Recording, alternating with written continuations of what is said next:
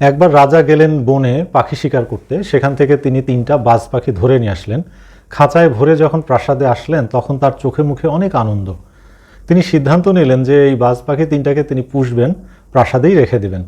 এই বাজ পাখি 3টা আকাশে উড়বে, তিনি পাখিদের আকাশে উড়ে যাওয়া দেখবেন, আবার সেই পাখিগুলো তার কাছে ফিরে আসবে, এটাতে তার অনেক আনন্দ হবে।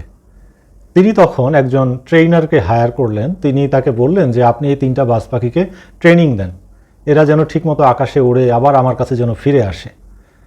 তো ট্রেইনার কাজ শুরু করলেন। 1 মাস ট্রেনিং দেওয়া হলো। তারপরে রাজা খোঁজ নিলেন যে এই বাজ পাখি 3টার প্রশিক্ষণ শেষ হয়েছে কিনা। তো ট্রেইনারকে তিনি ডাকলেন যে বলেন আপনার বাজ পাখি 3টার প্রশিক্ষণের কি অবস্থা। তখন ট্রেইনার জানালো যে আমি 2টা বাজ পাখিকে ঠিকমতো ট্রেনিং দিতে পেরেছি, কিন্তু আরেকটা বাজ পাখিকে আমি কোনোভাবেই আকাশে ওড়াতে পারছি না।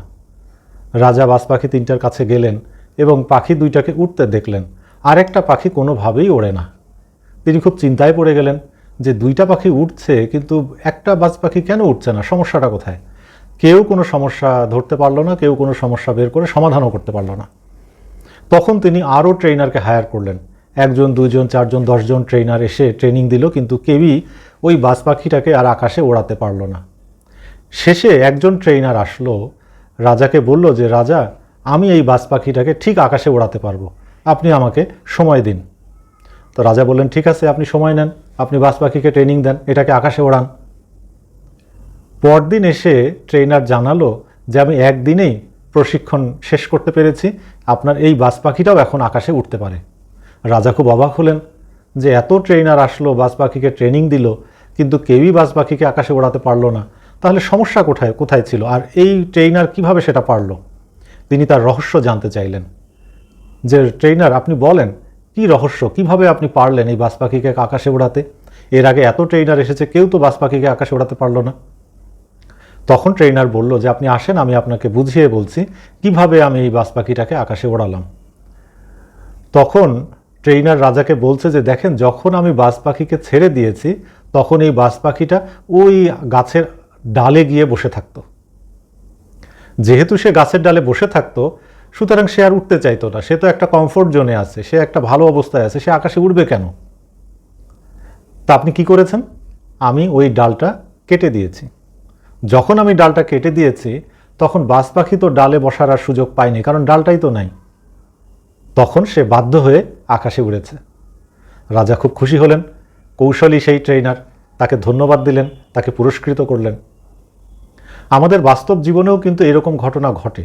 আমি যে গল্পটি আপনাদেরকে শোনালাম, সেই গল্পের সাথে আমাদের বাস্তব জীবনের অনেক মিল আছে। মিলটা কোথায়? আমরা যখন কোনো একটা কমফোর্ট জোন পেয়ে যাই, মোটামুটিভাবে আমরা ভালো আছি, আমরা সুন্দর আছি, আমরা কিন্তু পরে আর চেষ্টা করি না। বাজ পাখিটা যেমন গাছের ডালে বসে আরামে সময় কাটাচ্ছিল, তার তো আকাশে ওড়ার দরকার নেই। ঠিক সেরকম আমরাও কিন্তু আমাদের বাস্তব জীবনে আমরা কষ্ট করতে চাই না, পরিশ্রম করতে চাই না।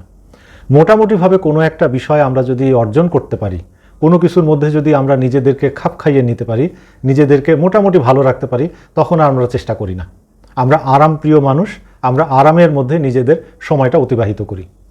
যখন বাজ পাখি দেখলো যে তার সেই ডালটা নাই, বসার জায়গাটা আর নাই, তখন সে বাধ্য হয়ে আকাশে উড়েছে। আমরাও কিন্তু তাই করি।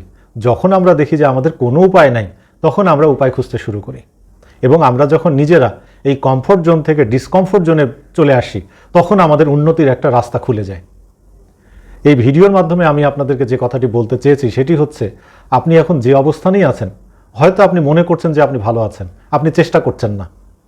আপনি সেই কমফোর্ট জোন থেকে বের হয়ে আসুন, আপনার দক্ষতা, যোগ্যতা, জ্ঞান, অভিজ্ঞতা এইসব আপনি কাজে লাগান, তাহলে আপনি দেখবেন উন্নতি করতে পারবেন। খেয়াল করলে দেখবেন আমরা যারা উন্নতি করতে পারি, তারা সবাই কমফোর্ট জোন থেকে ডিসকমফোর্ট জোনেই আমরা উন্নতি করি। আপনার উন্নতির সকল অপরচুনিটি আছে হলো ডিসকমফোর্ট জোনে। সুতরাং আপনি যে কমফোর্ট জোনে আছেন বলে মনে করছেন, এই কমফোর্ট জোন কিন্তু বেশি দিন কমফোর্টেবল থাকবে না। সুতরাং আপনাকে চেষ্টা করতে হবে। আপনি ডিসকমফোর্ট এরিয়াতে যদি চেষ্টা করেন, ডিসকমফোর্ট জোনে গিয়ে যদি নিজেকে সামনে এগিয়ে নিয়ে যাওয়ার ব্যাপারে আপনি নিজেকে আরও বেশি গাইড করতে পারেন, আরও বেশি থ্রাস্ট দিতে পারেন, তাহলে আপনি দেখবেন আপনি জীবনে অনেক উন্নতি করেছেন। সুতরাং কমফোর্ট জোন থেকে বের হয়ে আপনি ডিসকমফোর্ট জোনে এসে চেষ্টা করুন, তাহলেই আপনি সামনে এগিয়ে যেতে পারবেন।